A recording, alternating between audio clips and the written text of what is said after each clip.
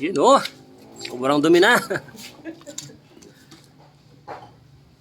Yan oh, may parang ano siya, lumot-lumot. Masisira yung aircon natin guys pag hindi nyo pinalinisan yan.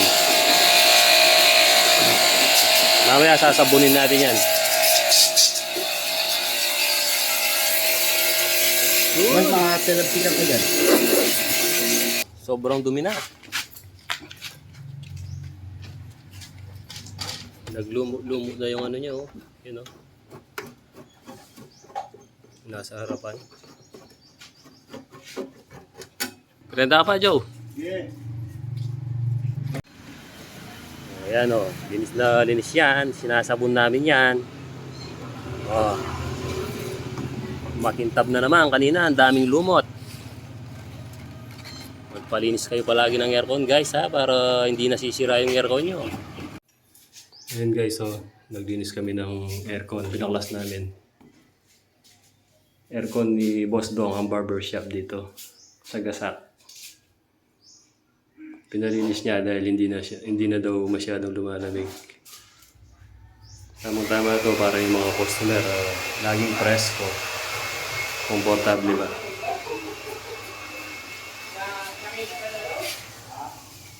Nagliwanag yung tsura na. You know, yung namin. Mga kasi mabasa ito, pag nabasa ito, sira. Kaya ba? Ay, ingatan na. Yung si Boss Dong, may-ari ng barbershop. Ay, paring kaya, magandang hapon. Pinapalamig lalo yung ano niya, yung kanyang barbershop para komportable yung mga nagpapagupit. Laging nakapesto sa Bicol, maraming ginagawang ano doon, mga aircon. Yung sa kabila, ganyan din? Hindi mahaba yan pa. Mahaba. Siguro kanya mahaba.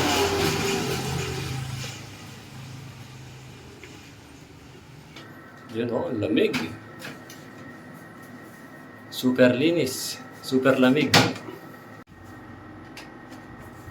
Wanda, misa na lang. Inverter yun.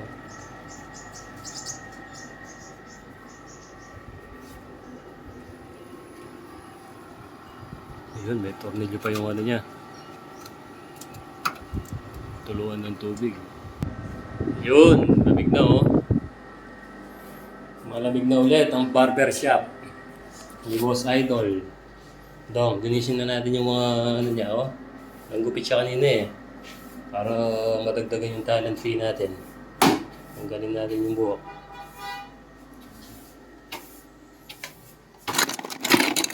Maganda muna tayo guys. Ay, mas pala yun. May Sprite, may Coke. Natin napay. Ayan o, napig daw siya sa mga upuan niya eh. Ayan o. Hindi ba dumana? Masipat. Mahina. Puro basag-basag. Yung iba naputulan ng paa. Compressor na eh. Ayan o. Di katulad din sa akin matibay yung Uratex. Ay, kunan. Hey! Di ulit tulog bata ako. Malambing siya sa mga ano. Kahit sa mga bisita. Di ba dapat galit yan?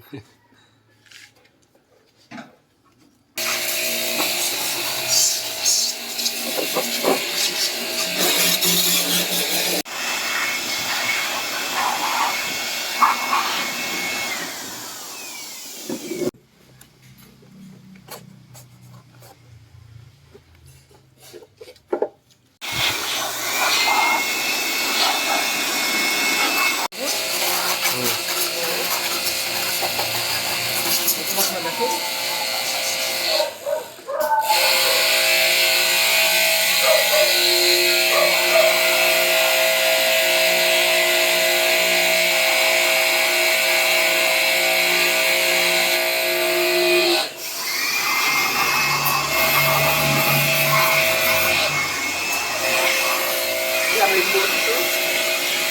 Makintab na naman ang aircon ni Boss Dong.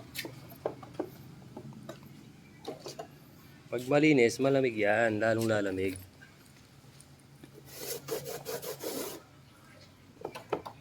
Pag marumi, hindi na siya ganong lalamig kasi may humaharang na dumi. Ayan o, finish na. O, linis na. Kumikinang-kinang na ulit.